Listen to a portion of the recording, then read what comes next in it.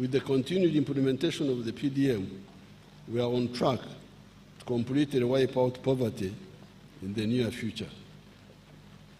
The same UBOS report revealed that income inequality has also declined significantly over the last 4 years. The Gini coefficient, a statistical measure used to determine the extent of income inequality within a population, has reduced to 38% from 41% in 2020. In the 12 months to March 2025, export receipts from merchandise trade increased by 26% to US $9.3 billion. The Ugandan shilling is the most stable currency in the whole of Africa. During the past 12 months, it has appreciated by 6.1%. Inflation is under control. It is projected at 3.6% in financial year 2024-2025. And Uganda has experienced Africa's second lowest inflation rate in the past decade. Foreign direct investment inflows are projected at US $3.8 billion, while tourism and remittance receipts from Ugandans abroad are projected at US $1.5 billion and $1.4 billion respectively. During the next 5 years, it is projected that Uganda's GDP is going to more than double to USD 158 billion in 2030 in exchange rate terms, and US $296 billion in purchasing power parity terms. These achievements are not by accident. They are on account of deliberate and focused government interventions. Cumulatively, over the last 10 years, government has injected 8 trillion shillings in strategic wealth creation initiatives, which have boosted economic performance. These initiatives include: number one, capitalization of the Uganda Development Bank, 1.45 trillion shillings, to provide affordable capital to manufacturers and small businesses. 2, parish development model, 3.4 trillion by the end of this financial year for the poor rural families. 3, Emyoga, 553 billion shillings. 4, youth livelihood program, 207 billion. 5, small business recovery fund, 100 billion. 6, agricultural credit facility, 495 billion. Youth venture capital fund, 12.5 billion. Uganda Women Entrepreneurship Program, 168 billion. Invite project, 800 billion. The Grow project, 824 billion. And the Uganda Development Corporation, shillings 1.2 trillion, among others. Merchandise goods.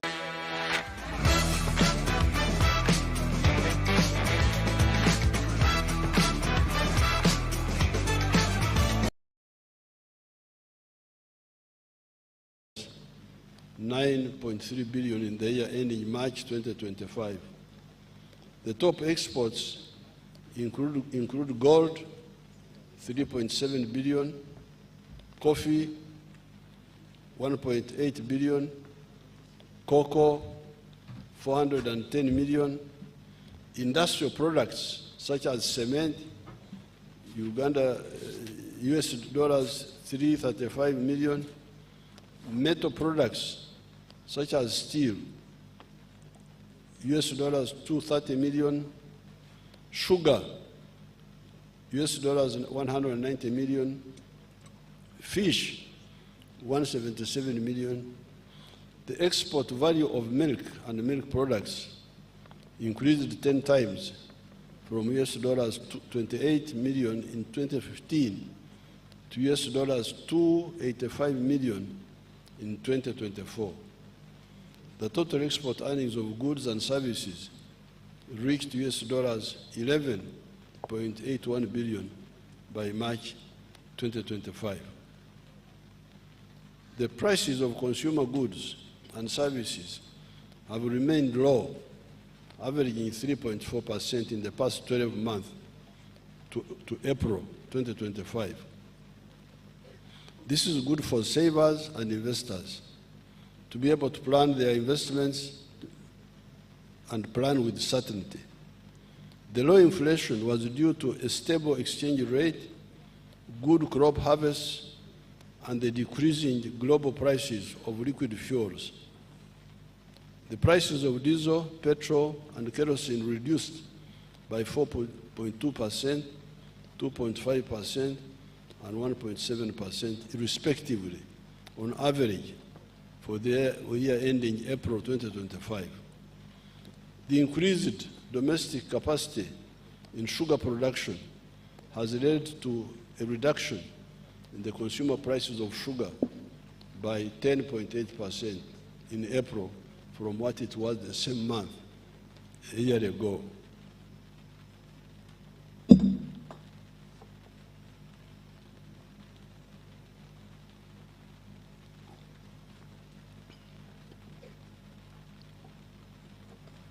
For Abaganda tugamba nti akatali kabbe temanyi Luganda. Akatali kabbe oli amagombo sola mu mulyango. Bano Baganda bakika ki bannange?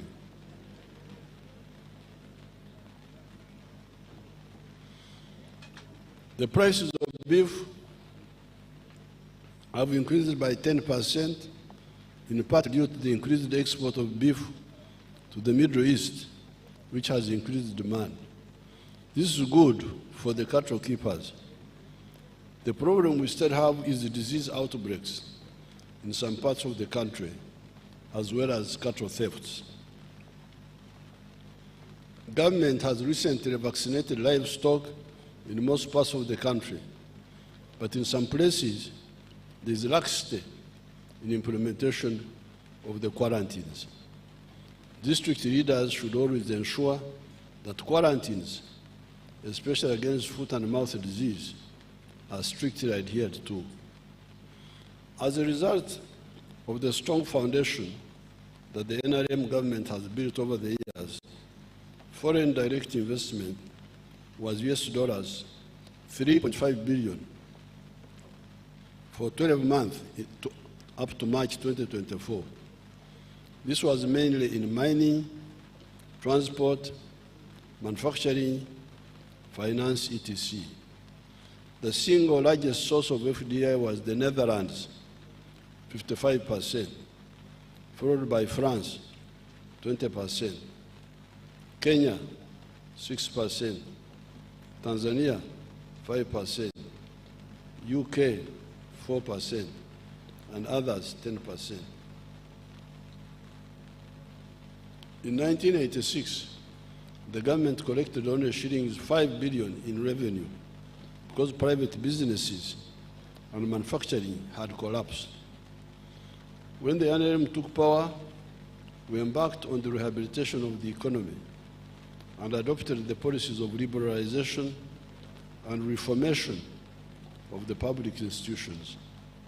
As a result, the revenue collection capacity has improved. Revenue collection is projected at Uganda shillings 31.9 trillion. This financial year, ending June 2025, equivalent to 14.3% of total economic output of GDP. This is still less than the desired level to finance our development plans. The government plans to collect shillings 37.2 trillion in domestic revenue next financial year, 2025-2026. In order to boost revenue collection, the government will implement the following steps. Number one, enhancing efforts to fight corruption at the URA through regular audits, whistleblowers, and leveraging digital platforms to minimize human interaction. 2, minimizing tax evasion using the electronic fiscal receipt and invoicing solutions, EFRIS, digital tax system, DTS, and intrusive scanners to improve real-time monitoring of taxable transactions, ensure accurate declaration of revenues, and curb under-invoicing. 3, combating smuggling at border points through extended surveillance using advanced technologies like drones and tracking systems with increased patrols in high-risk areas. 4, adopting specific tax duties to address under-declaration of values, particularly in the manufacturing and imports of high-value goods. 5, supporting local governments, including municipalities, to increase revenue collection. 6, recruitment and training of more tax officers at Uganda Revenue Authority and other revenue collection institutions. Our economy is now more diversified and more sophisticated. In 1986, the economy depended only on the 3 C's, which are coffee, cotton, and copper, and the 3 T's, which are tobacco, tea, and tourism. According to a study conducted by the Harvard Economic Lab, in the last 10 years, Uganda added 20 new products to its export basket and has an opportunity of harnessing production of 50 new complex products. Some of these new products include ICT equipment, serums and vaccines, medicines, new pneumatic tires, batteries, gas turbines, electronic integrated circuits, transmission apparatus for radio, telephone, television sets, measuring instruments for physical and chemical analysis, and among others. These new products have contributed to the continued diversification of our exports. Manufacturing is the answer to the challenge of unemployment. Uganda has got raw materials and human resource that can support factories specializing in the manufacture of automobiles, electronics, steel, textiles, furniture, food products, pharmaceuticals, aluminium products, etc. Some of the new products which are manufactured here and contributing to our export earnings include an electronics manufacturing plant in Namamvi Industrial Park, producing 120,000 hair dryers and 60,000 refrigeration parts per year. Number 2, pharmaceutical companies producing 4 million single HIV pills and 2 million other medicines per year. Number 3, dairy farms, which produce 5.3 billion liters of milk, and processing plants such as Royal Milk Enterprises, Jezad Farm, Brookside Dairy, Amos Dairies, Lakeside Dairies, GBK Dairy, Pearl Dairy, etc., which process about 800 million liters of milk and 365 million tons of cheese per year. Number 4, cut flowers worth US dollars 120 million being exported to Europe and other countries per year. Number 5, 2,000 tons of avocado and 4,000 tons of bananas being exported to countries like South Sudan, Kuwait, Thailand, and South Korea per year. Electronics, pharmaceuticals, and solar energy products worth US million being exported to the regional international markets per year. Therefore, with the roads and electricity we have now, the emphasis on skills development and the entrepreneurial spirits of Ugandans, the country can increase the share of manufacturing goods in total economic output to the levels of South Korea, Thailand, or Malaysia. In Uganda's case, this is currently valued at US $8 billion. It was only US $237 million in 1986. The return on investment in Uganda is high. It averages 14% per year and can be higher in some sectors compared to an average of only 5.2% in Europe in 2022. This is very important for you to understand that when you invest here, you make profits more easily than when you invest in Europe. In Europe, 5.2%, here, more than 14%. If you invest in Uganda, you get back your initial investment capital in about 5 to 7 years, and the rest is profit, which our laws allow you to repatriate without restrictions. Government has put in place a strategy to increase the size of the economy to US $500 billion by 2040 or earlier. My people talk of 2040, but me, I want it earlier. This strategy identifies 4 anchor sectors.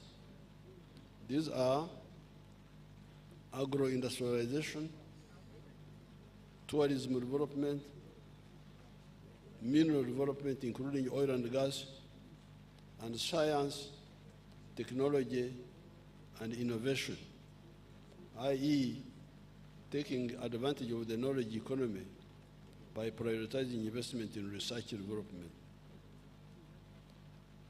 Agriculture production and agro-industrialization. Government has invested in irrigation in order to boost agricultural production. This is because the provision of water for irrigation reduces the likelihood of crop failure on account of water scarcity. Although Uganda's irrigation area has increased from 22,000 hectares to 23,000 hectares, the country, however, has an irrigation potential of 3 million hectares. We have got 3 million hectares which can be irrigated. And here we have only irrigated 23,000 hectares of the 3 million. In order to achieve this goal, government is accelerating the construction of solar-powered irrigation schemes, medium-scale irrigation schemes, earth dams, communal and individual valley tanks, and large-scale irrigation schemes across the country. The construction works for 92 solar-powered irrigation schemes have been completed, adding an irrigation area of 900 acres. These are in the districts of Apache, Buweju, Buyukwe, Bukomansimbi, Bulisa, Bushenyi, Butambara, Buvuma, Gomba, Hoima, Isingiro, Kakumiro, etc. The new solar-powered irrigation schemes have benefited 110,000 farmers, and production yield from 112 schemes has increased to 3,600 tons per season. The major crop enterprises in these irrigation schemes include green pepper, onions, Irish potatoes, watermelons, tomatoes, apples, cabbages, pineapples, coffee, eggplants, vanilla, grapes, mangoes, and pumpkins. Construction works are also ongoing for 22 solar-powered irrigation demonstration sites in the districts of Kabarole, Chenjojo, Kole, Gulu, Napak, Abim, etc. In Nakaseke district, the construction works for Kirema, Phase 1, a medium-scale irrigation scheme, have been completed, thus adding a total of 124 hectares and benefiting 50 farmers engaged in coffee growing, passion fruits, maize, and bananas.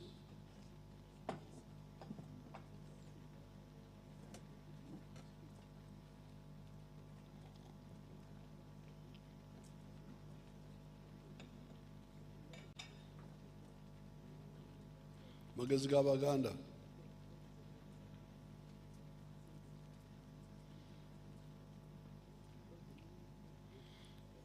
The construction works for Wadelai irrigation scheme, 1,000 hectares in Pakwach district, stand at 93.5%.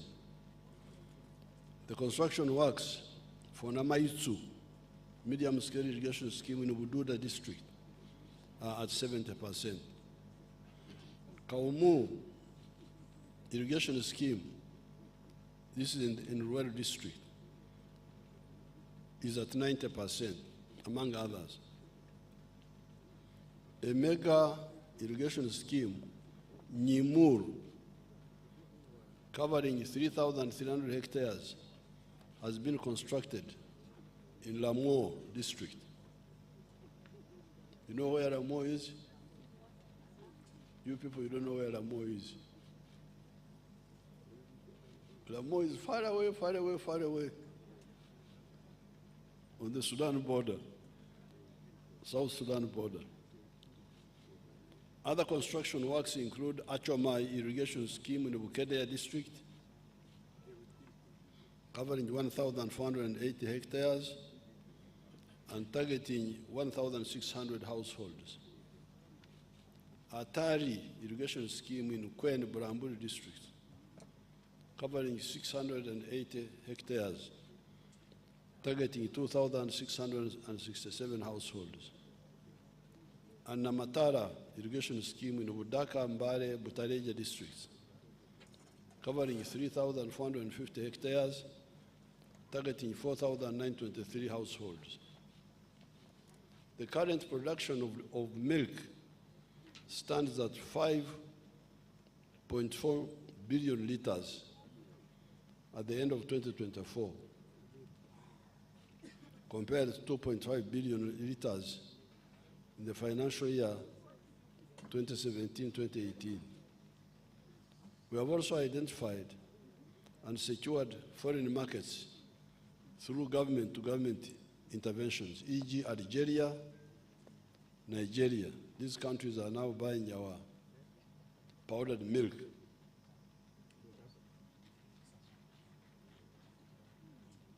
This has resulted in an increase in the value of milk and milk products, as already pointed out, from US $28.7 million in the financial year 2014-2015 to US $285 million in the 2024 year. A new processing factory, Ben Foods, has been commissioned and is currently operational with an installed capacity of 10,000 liters of milk per day. The total value of fish catches from all the water bodies has steadily increased since government deployed armed forces to assist in fisheries enforcement. Currently, we are producing 658,000 metric tons of fish annually the availability of raw material, fish, sustained operations of 12 fish processing factories. You know that debate. The fisheries unit has been able to stop overfishing or reduce it, although they also accused once in a while of being also seen as. But we can audit their work by looking at the 12 factories which are now processing fish. Many of these had closed. I will meet the fisheries people soon. I will meet the traditional fisheries communities. But this is one of the facts. Are the factories operating or not? And had they closed or not? When we meet, we shall discuss this. Because according to this one here, 12 factories are now operating, processing 658,000 metric tons. The performance has also been a result of the government focus on gazetting of fish breeding grounds. Ebyondo nebyema, where the fish produces young ones. Some people had invaded those breeding grounds. Enforcement of fisheries laws and regulations, provision of quality fingerlings and fish feed, and providing an enabling environment for private sector to invest in aquaculture. The value of fish and fish products exported increased from $148 million to $152 million in the financial year 2023-2024. The volume of coffee produced has increased from 7.8 million 60 kilogram bags in 2022-23 to 8.2 million bags in the financial year 2023-2024.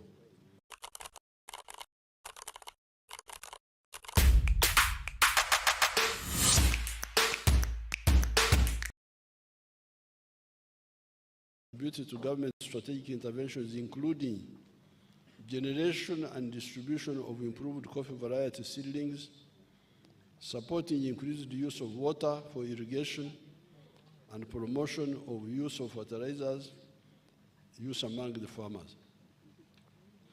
The value of coffee exports has steadily increased from $845 million financial year 22-23 to $1.1 billion in the financial year 2023-2024.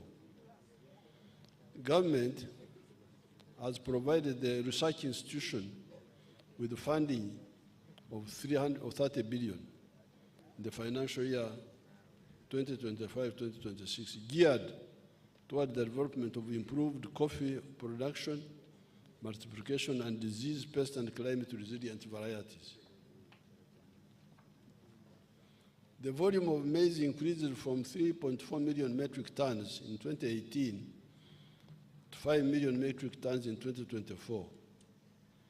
Subsequently, the value of maize exports increased from $63 million financial year 2018 to $195 million in financial year 2023-24.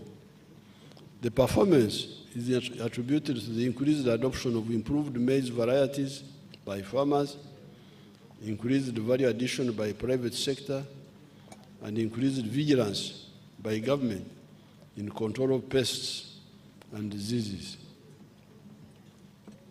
Next financial year, the government will prioritize the following: support agro-industrialization, Number one, appropriate agro-processing and value addition technologies. Number two, high-quality agricultural inputs. Number three, construction of key water storage and irrigation infrastructure. Number four, enforcement of standards and market access. Number five, establishing appropriate post-harvest handling and storage facilities and infrastructure. Number five, disease, pest, and vector control. Number seven, supporting vertical and horizontal value addition for production of high-value, multi-input products, such as nutritional foods, baby foods that use several products like milk, eggs, maize, vegetables, fruits, etc. We must add value to all these products which we are producing now. The eggs, if the eggs are too many, where will you put them? The internal market may not be enough, and the regional market may not be enough. So the answer is to produce baby foods, nutritional foods, so that we can export to the international markets. Number eight, extension services. Number nine, investment in fertilizer production. Number 10, certification and regulation of agricultural inputs and provision of appropriate finance for the various components of the agricultural value chain, among others. Government has introduced the large-scale commercial farmers interest-free credit facility of shillings 175 billion. The money is accessed through government-owned commercial banks. These are Post Bank, Housing Finance Bank, and Pride Bank Limited. This enables large-scale farmers to access mechanization in order to boost agricultural-based exports. The parish development model. The parish development model is now in its third year of implementation. By the end of this financial year, in June 2025, shilling 3.3 trillion will have been provided to the parish development model. The government is currently providing shillings 100 million for each parish per year, per annum. During my up-country trips, I have interacted with some of the beneficiaries of the PDM funds who have used them to start enterprises in food crops, farming, goat keeping, piggery, beekeeping, etc. In Ikisoro, some of the PDM beneficiaries earned between 16 to 20 million shillings from onions over a period of 2 years, using the initial seed capital of just 1 million shillings. Tourism receipts were valued at US dollars 1.4 billion in calendar year 2024. This is a significant recovery from US dollars 562 million in 2020 when we had the corona shutdown. The good performance is attributed to the sustainable peace and security, increased competitiveness of Uganda's tourism industry through marketing and the government investment in strategic tourism infrastructure. To support tourism, the government has provided adequate security to the tourism sites, improved physical infrastructure, and supported the tourist companies with tax relief. Government is strengthening economic and commercial diplomacy through our embassies or missions abroad to promote tourism in addition to mobilizing foreign direct investment and enabling penetration into export markets. Uganda's proactive support for meetings, innovations, conferences and exhibitions, and our participation in global tourism expos resulted in hosting 267,000 tourists in wildlife protected areas. Government has maintained 1,200 kilometers of trail tracks and roads in the national parks. An important aspect in tourism promotion is adherence to the international standards in terms of grading of accommodation facilities, such as hotels and restaurants,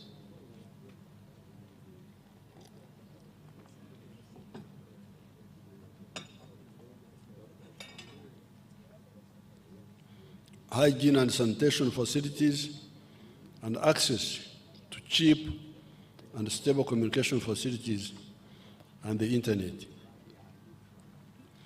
In this regard, the government is upgrading the internet gateways to reduce the internet costs and increase the speed of internet connections.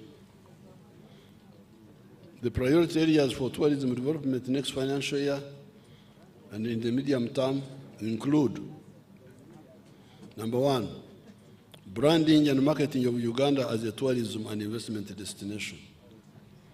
Number two, infrastructure development and construction of sanitation infrastructure in tourism sites. Number three, construction of refreshment centers and highway road signage and sanitary facilities. Number five, improving tourism security. Number five, hospitality standards and training. On the side of minerals, Uganda has got a number of mineral resources in almost all parts of the country. These include oil and gas reserves, beryl, chromite, lead, lithium, silver, zinc, kyanite, feldspar and diatomite, manganese, diamonds, uranium, iron ore, vermiculite, limestone and marble, gold, graphite, aluminium clay rich in rare earth elements, phosphates, and iron ore in Muko, from which you can make high-quality steel and sand.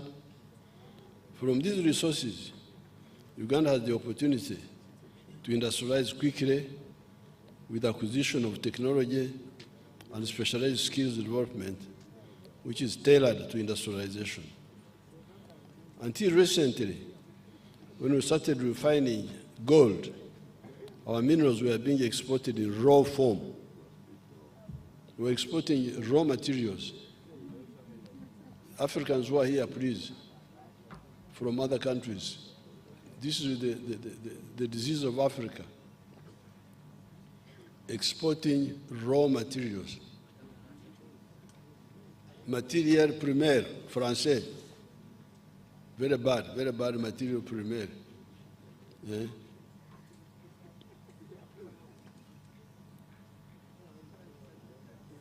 This means we are donating all the benefits, such as jobs and money, to other countries. I don't have time to give, like if you take iron ore, at one time, if you would export a ton of iron ore, they would give you $47. At that time, the one who processed the iron ore into a ton of steel would earn $900. You get $47. The cleverer foreigner, cleverer than you, gets $900. And all the jobs are available for his children when your own children have no jobs.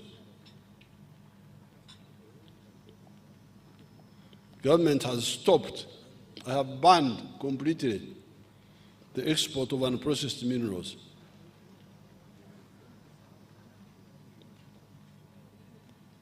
Some of the people wanted to kill me. I say, you kill me, but I will not.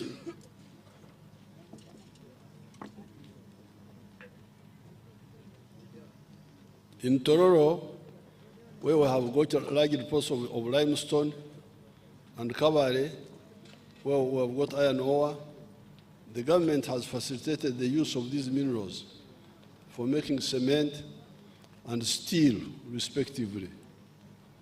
In Kabale, we have put in place the infrastructure for mining the iron ore, from which domestic steel manufacturers have started making high-quality steel.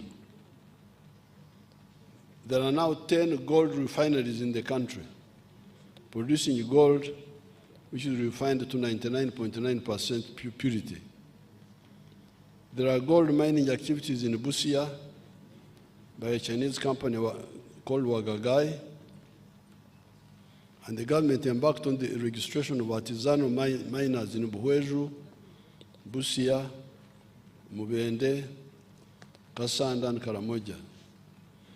Registration will be expanded to cover all artisanal mining areas in the country. In Moyo, there are gold reserves and a huge limestone deposit apparently, which is raw material for cement production.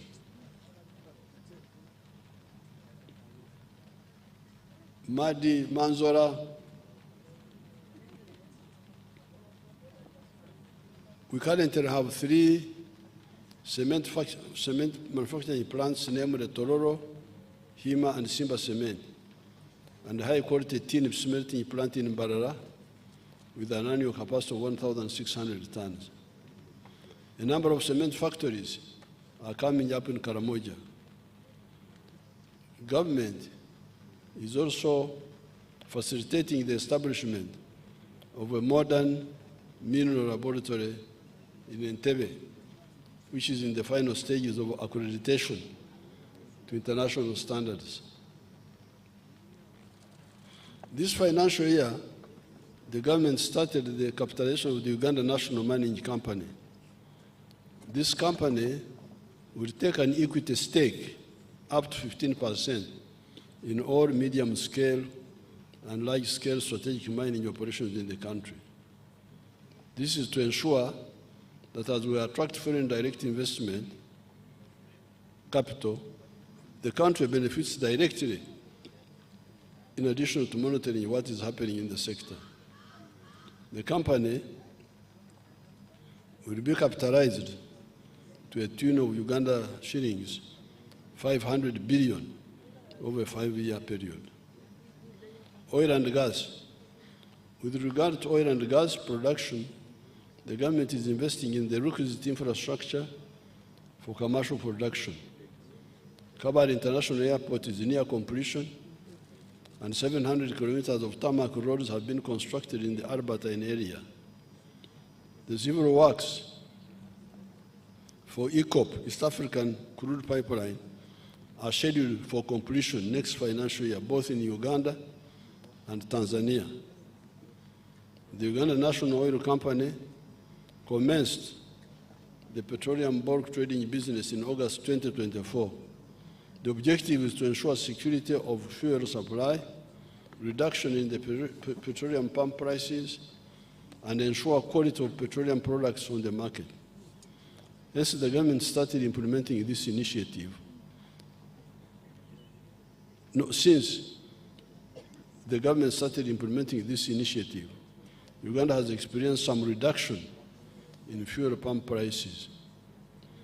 We rejected the old mistake of a whole country like Uganda buying petroleum products from middlemen in Kenya. Can you imagine? Your people were buying petroleum for Uganda, Republic of Uganda, member of United Nations, from middlemen. Can you imagine?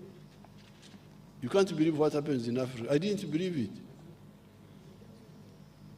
And you know, in these ministries, there are people called commissioners. Have you heard of them? Commissioner of ignorance of what? So when I came to know, I said, this will not happen. Why not buy from refiners? Don't you know where the refineries are? Or the bulk suppliers? You can't believe it. Africa is really a continent of wonders. A whole country buying petroleum from middlemen. I didn't know this. And I was sitting there, president.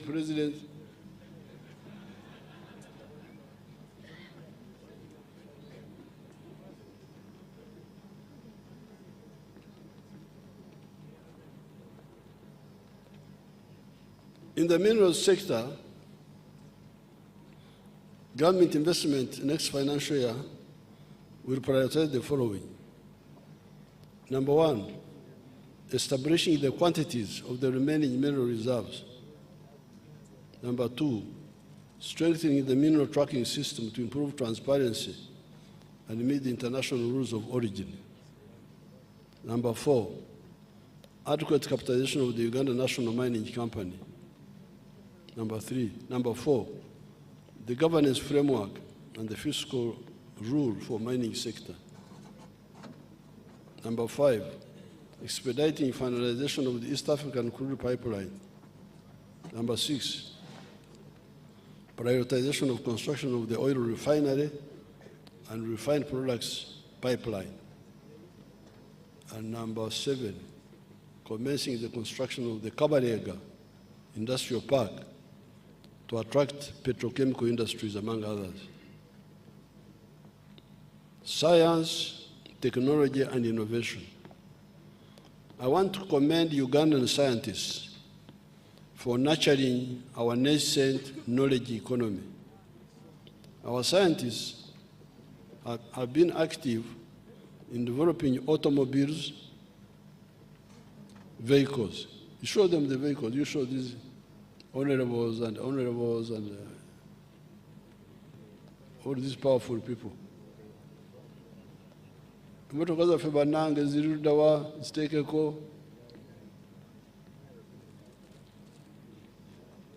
Temulina motoka zaffe, mulina abakulu bokka be bali abakulu tebamanyi. Bannange mugirabye Kira. Our visitors, freeze it there. Kakabagirabire ddala. Alaba bano bagiteekako ne bajjaku.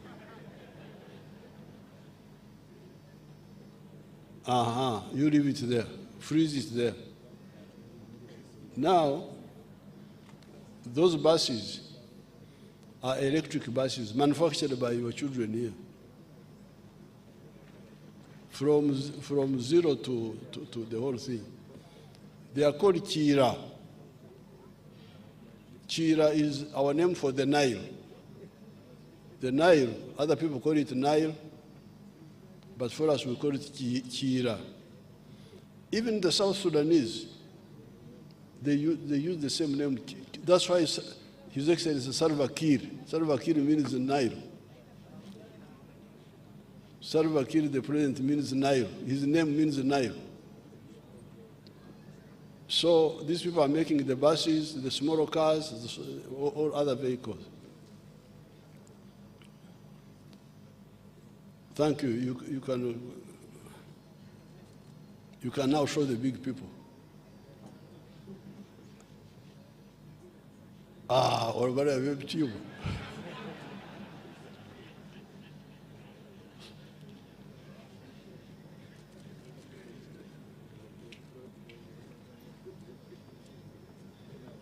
I want to commend Ugandan scientists for nurturing our nascent knowledge economy. Our scientists have been active in developing automobiles, vaccines, electronics, therapeutics, diagnostics, and other healthcare tools. The innovations include, number one, the Kira vehicle plant in Jinja, which has an annual capacity of 2,500 vehicles and employment potential of 12,000 direct and indirect workers. There are 39 buses operating on our roads from Kira, and 30 buses are under production. The plant has secured a market in West Africa to supply about 3,700 electric buses. Number 2, dye biopharma manufacturing facility in Matuga. Can you show it to us, that one there? That one is a clever Ugandan who is heavily supported by the government. But he has also attracted some support from other places.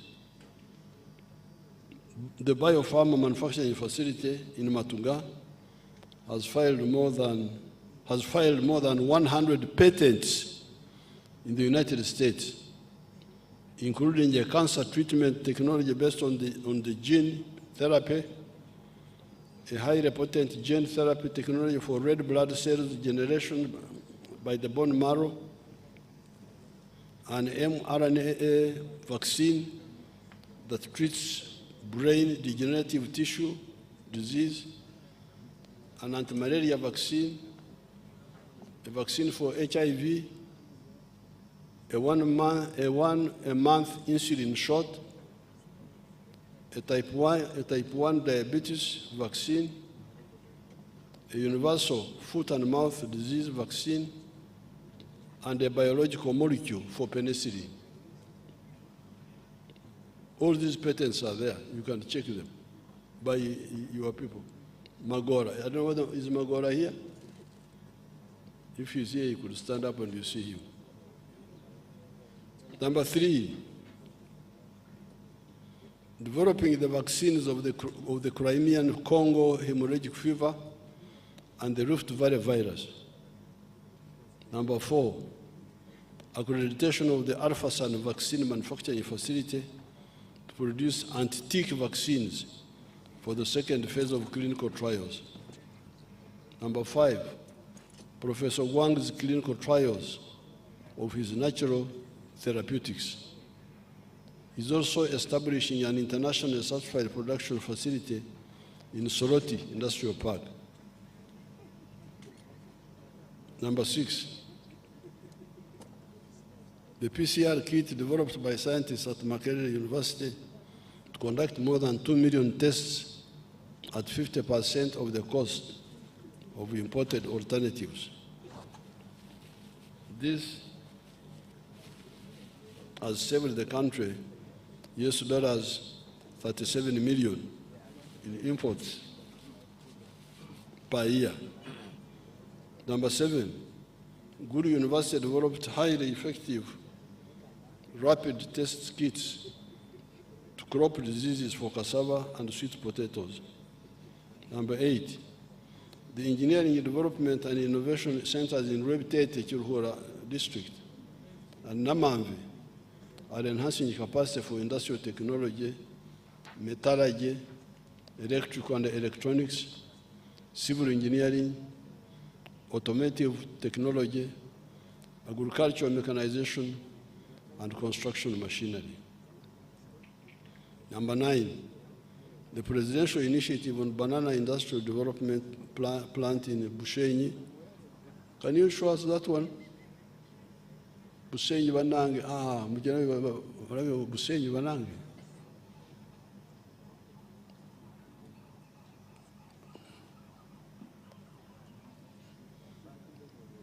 If you want to not to die from heart attacks, you take our bananas. They have got potassium for your heart muscles.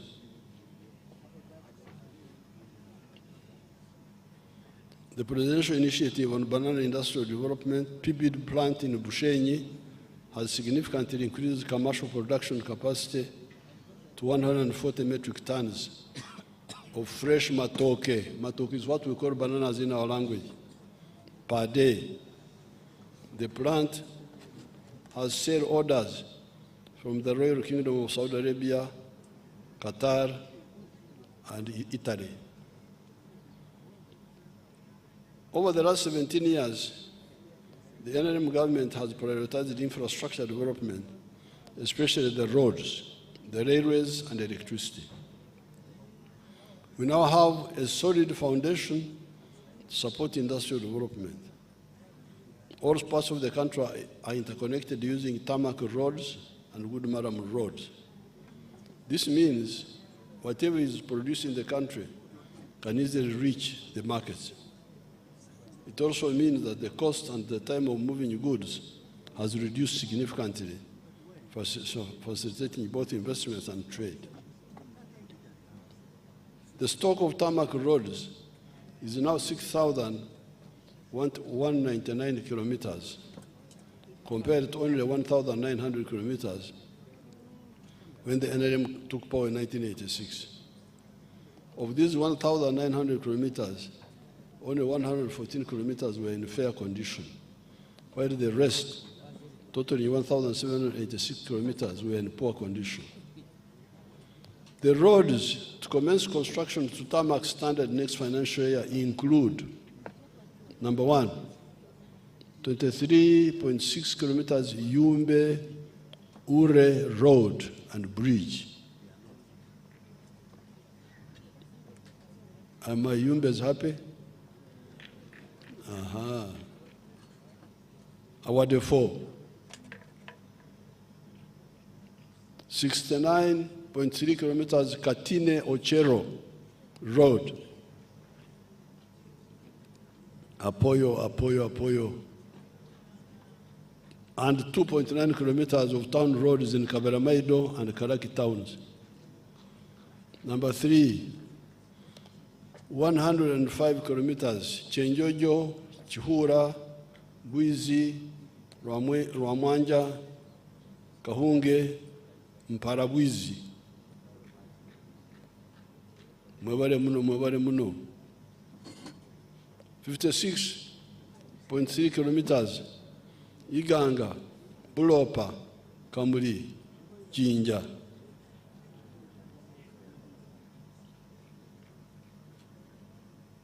Mwebale ino 127 kilometers Mbulamuti, Kamuri Bukungu, at long last. 10 kilometers Jinja City Roads. 115 kilometers Kitugum Kidepo, Apoyo. 88 kilometers Ishashakatunguru Road. Mwebale Mnonga. 65.3 kilometers Luku Karangara Mlabana Road. Do the buses. We go places you wanna go. I can tell that you know. I know what you wanna see. Let's go. It's easy like 1, 2, 3. In the row. 10.67 kilometers in the 7 town roads in Karangara. 72 kilometers Nabumari, Butareja, Namutumba. 73 kilometers Karenga, Kapedo, Kabong. 69.6 kilometers Kotido Kabong Road. Alakara, Noi. 25 kilometers Buburo, Bududa Sakiro Road, Hakagutako Banange, Avamasava. 21 kilometers Mbale and Kokonjeru Road. Banange. 46.6 kilometers Kawohe, Nyakambu, Buzuwera, Nyakambu, Nsika. Abanyabweru at last. Government is repairing 78.9 kilometers road from Nebi to Arua. 18, I'm also negotiating for more money to tarmac other roads, namely Kabujogera, Kitagwenda, Kamwenje Road. abatagwenda banjye mutaba amatsiko Muhanga, Rwamucucu, Kisizi, Rubare Road with a branch to Nyakishenyi and another one to Kebisoni. Abahorera bakiga tinda basa kubebwa Lyantonde, Lumbugu, Rakai. Abakoki baffe eyo munde eyo Sembabule, Matete, Mbirizi with a branch to Kibinge, Kyabakuza.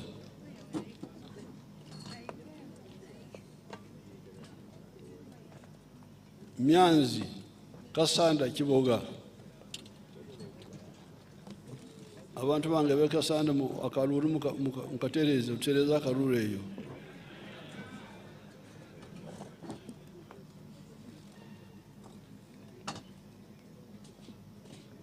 Kagate, Kitwe, Miramahil.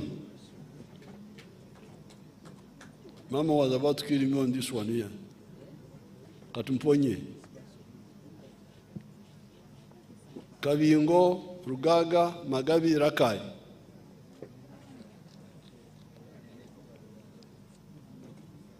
Ruero, Butarangwa, Ngoma, Buyamshenyi, Masindi.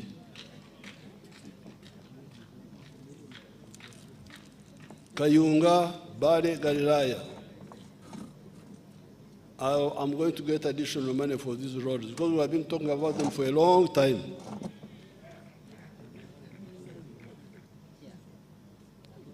This will be in addition to completion of the following roads. 92 kilometer Muyembe na Kapiripirit and 25 kilometer of service roads. 21 kilometer Kira, Matuga Road, an improvement of the 5 junctions, 26 kilometers of Tororo Busia Road, and Mayuge and Busia Town Roads, 6.6 kilometers Kawuku Werenga Road, 100 kilometers Apache Rira Poranga. These are already being worked on. They are going to be finished. And 1.6 kilometers to Namagonde Bugiri Fuel Tank Reservoir. The roads for maintenance or reconstruction include Kampala-Jinja Highway, 72 kilometers, Busunju-Kiboga-Hoima, 145 kilometers, Mubende Road, Mitiana-Mbende Road, 86 kilometers, and Mubende-Chenjojo Road, Bende Chenjojo Road, 95 kilometers. Mitiana Town Road, 14 kilometers. Abe Mitiana Mtereza Karuru Bandange.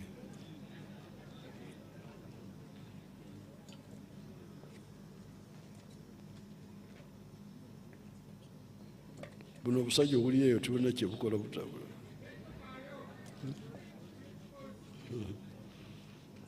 Mugenda muleta obusajja buliyeyo.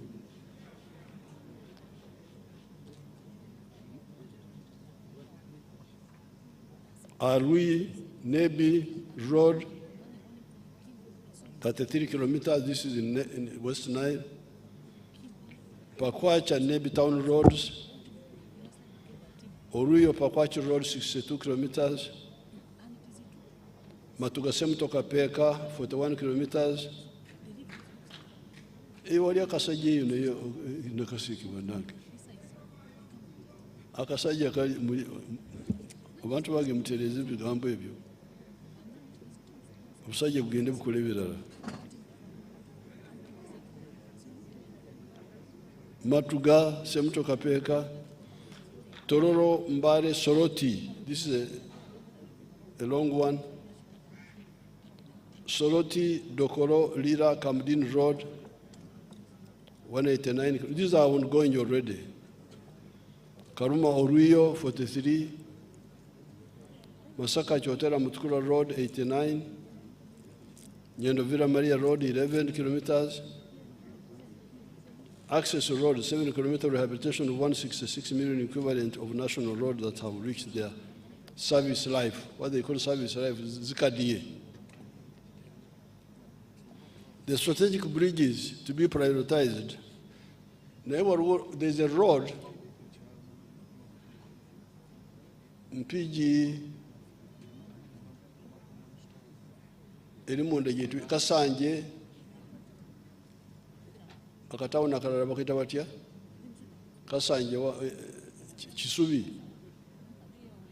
waliwo akatawuna ebyo munda akalala nakawuka eyo sigirabye wano tulina okugiteekako nayo.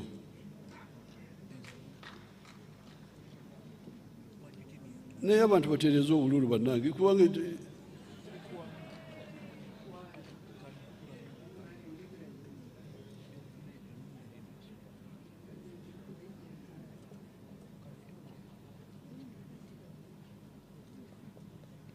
the strategic bridges, so I will have to add that road. I thought we had started on it. The strategic bridges to be prioritized in the next financial year include Sezibwa Bridge along Karagi Kayunga Road, Katonga Bridge, Ruera Swamp, and Kalanda Swamp. Electricity. In 1986, the whole country had only one hydropower plant, Narubari, formerly called Owen Falls Dam, built by the British in 1954 and commissioned by our late auntie, Queen Elizabeth.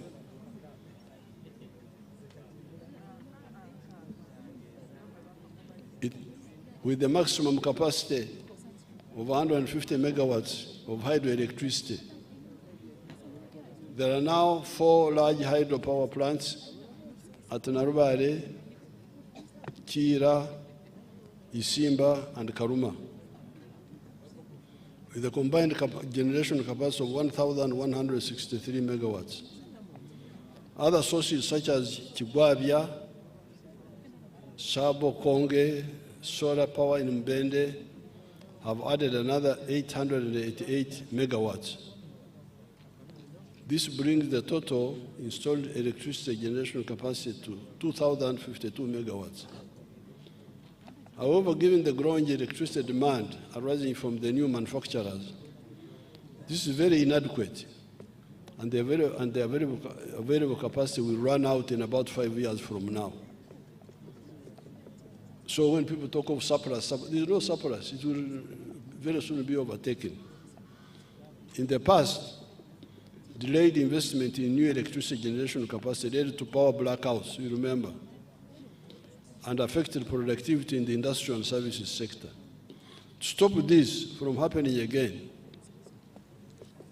the government will commence investment in new hydropower plants at Ayago, in Nwoya District, 840 megawatts, Kiba in Oyam District, 400 megawatts, and Oryang in Nwoya, 382 megawatts. In addition, work is ongoing for the 8,400 megawatts nuclear power plant in Uyende District. All these investments, when completed, will bring Uganda's electricity generation capacity to 12,074 megawatts. But we are aiming at 52,000 megawatts. Human capital. The government continues. Don't mind the long speech. You are the ones who invited me.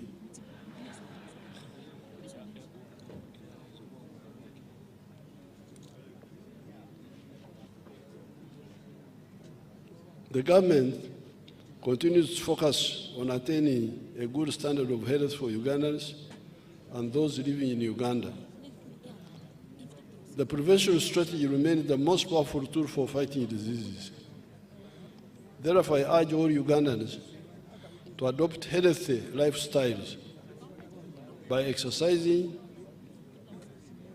maintaining personal hygiene, eating nutritious foods, sleeping under a treated mosquito net, refraining from dangerous practices like smoking, sexual promiscuity, etc. While the government is investing in improving the health infrastructure across the country, it is the responsibility of every individual to ensure that they live a clean and safe environment, in a clean and safe environment, and to avoid falling sick. Government has invested in a number of health infrastructure projects. These include infrastructure development for the Uganda Cancer Institute and regional cancer centers, the Uganda Heart Institute, intensive care units, and imaging centers for referral hospitals. Construction of new maternity wards and staff houses in the health center tools that are being upgraded to health center 3 is currently ongoing. This has significantly increased the health facilities in all districts across the country. For example, when I visited Yoweri district recently, I found out that Yoweri alone has 26 health center 3s. This means that our people, especially children and expectant mothers, no longer have to travel long distances when they get sick or when they are going to give birth.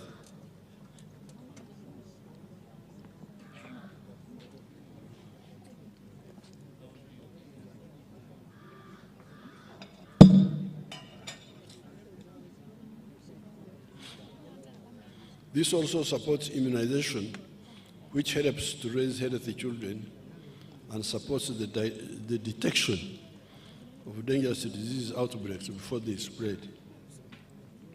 Government has supported the establishment of a pharmaceutical industrial park at Namanve, which is producing surgical gloves and examination gloves, disposable syringes, human drugs like magnesium sulfate, and the paracetamols. Next financial year, the government will support the construction of specialized centers of excellence for cancer and cardiovascular treatment, among others. Education. The government has introduced reforms in the education sector which are aimed at reorienting the curriculum towards a competency-based approach. This involves equipping learners with practical skills and competencies that are required in the private sector. This will help to reduce unemployment among the school graduates. Government continued to implement the Universal Primary Education Program, reaching 8.8 million learners across 12,433 government-aided primary schools at a sum of Uganda shillings 184 billion. The government, through the school facilitation grant, constructed 413 new classrooms for primary schools and renovated 181 classrooms. Government procured and distributed 334 sets of mean laboratory equipment to 334 primary government schools to enhance practical science learning and foster early scientific curiosity among young learners. A total of 593 teachers were recruited to facilitate operationalization of the new grant-aided secondary schools in sub-counties. The government has successfully completed the construction of an additional 50 seed secondary schools under the Uganda Intergovernmental Physical Transfers Program, bringing the cumulative total to 161 seed schools out of the 259 planned. The majority of the remaining schools are progressing well and are on the schedule for completion by June 2025. The total number of government-aided primary schools in the country is now 12,550.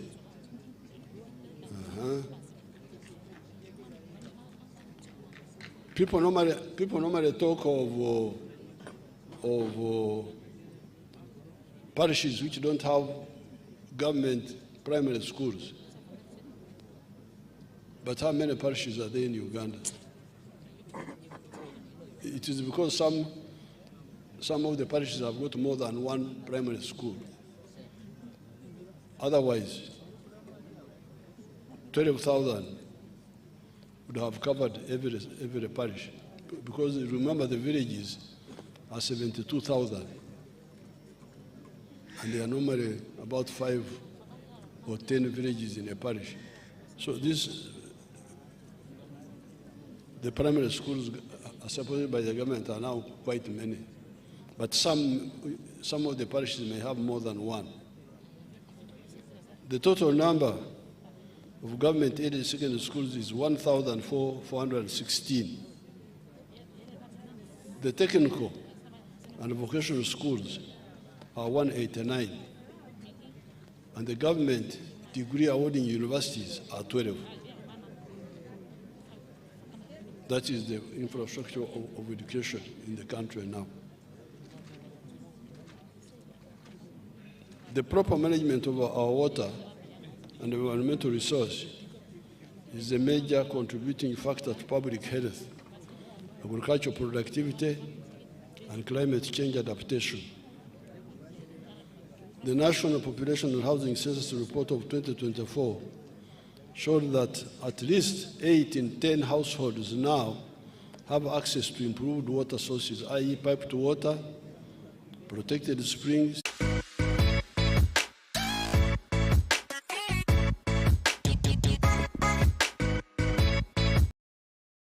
of 10 households had access to a clean and safe water source. Today, 81.1% of the households in Uganda are in the radius of 1 kilometer from a safe water source. This is on account of the government's prioritization of the construction of piped water systems in both rural and urban areas. Government has constructed a number of solar-powered piped water systems in the districts of Agago, Aleptong, Kayunga, Mityana, Paderi, etc. There are ongoing construction works in other districts like Buweju for Bisia water supply system, Kasese for Nyamugasani gravity flow scheme, Ora water supply system to serve the districts of Terego, Majo-Okolo, and Nebi, among others. Additionally, through the district water and sanitation conditional grant, the local governments have been able to boost access to improved water sources across the country. The local governments have constructed a total of 2,564 taps, serving 452,000 persons, drilled 709 deep boreholes, serving 212,000 persons, and 128 protected springs, serving 43,000 persons. They have also constructed 109 rainwater harvest tanks, servicing 652 persons, and 79 production wells.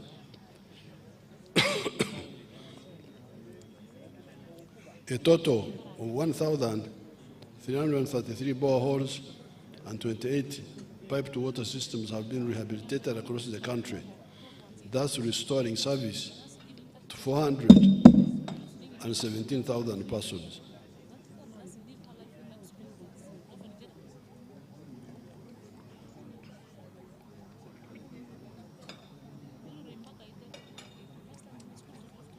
Regional integration. The political balkanization of Africa created small states,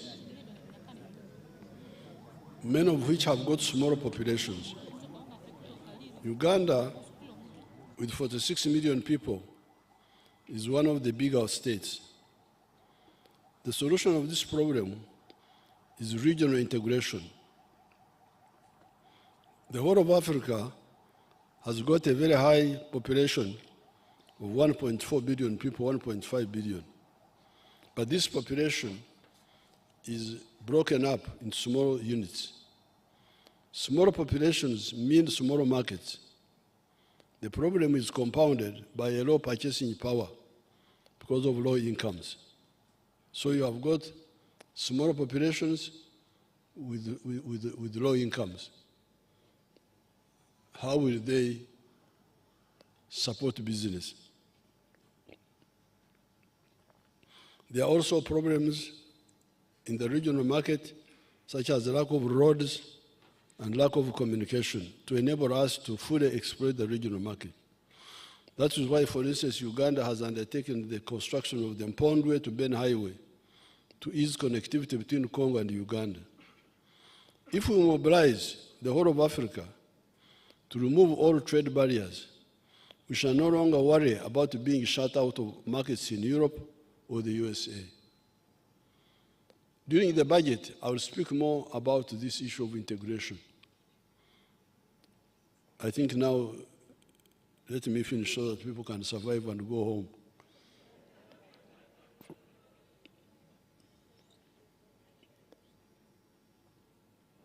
Mass ID registration. Government through NIRA has started the mass registration exercise of all Ugandans. This important exercise involves replacing the national identity cards that have expired and fresh registration. The IDs will be used to identify voters in the forthcoming elections to prevent fraud. Therefore, I urge all to embrace the registration exercise. Conclusion. As I conclude, so you see patience pays, you have really survived.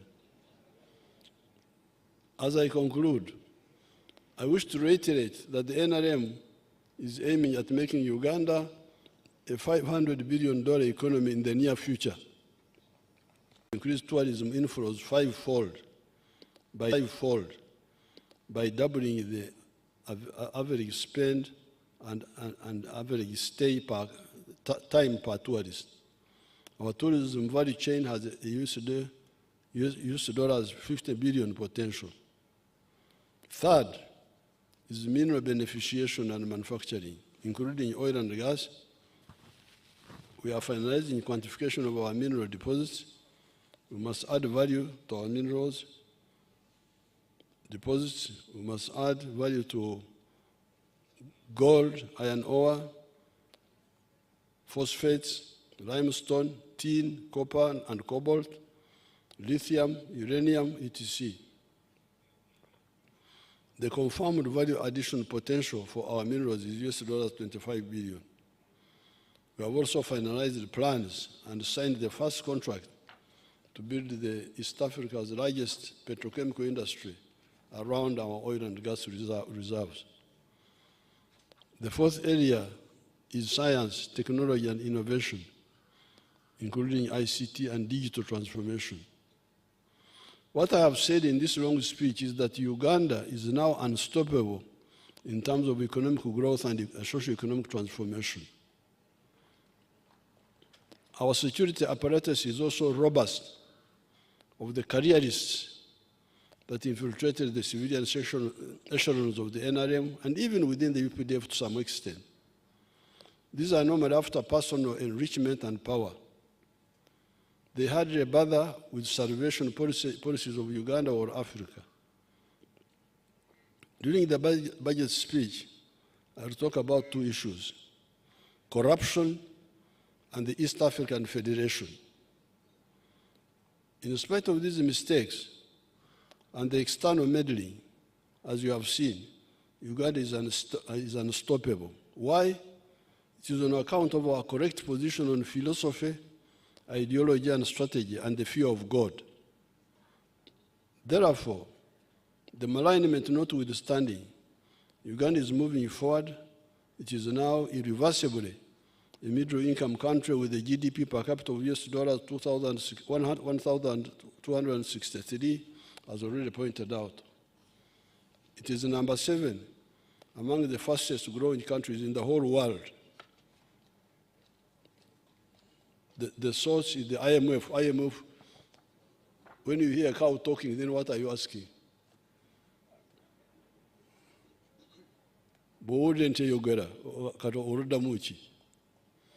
IMF has said Uganda is number 7 in the whole world. IMF, Museveni. And this is before oil. With oil, we shall be the first in the whole world. It is growing at 6.3% per annum. It is projected to be 7% next year, 2025, 2026, and will grow in double digits after oil.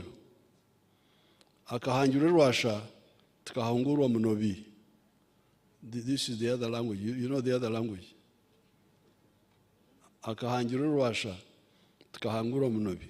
What God has created cannot be destroyed by haters.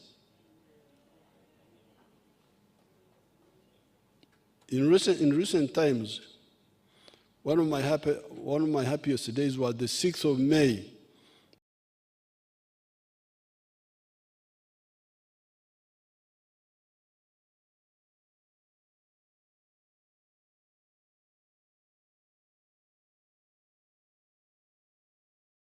So today's State of the Nation's address, we have some ministers that have shown up that are with us in our presence. The IGP is here, and also representation from the Army is here. Some members of Parliament are present here to address some of those issues. But what scorecard would you give the address of the President, especially the performance of government in the last 12 months, because the last State of the Nation's address was June 6th, 2024, and today is June 5th, 2025, and we're still wondering some of the things and promises he has made, why haven't they been delivered in all this time? But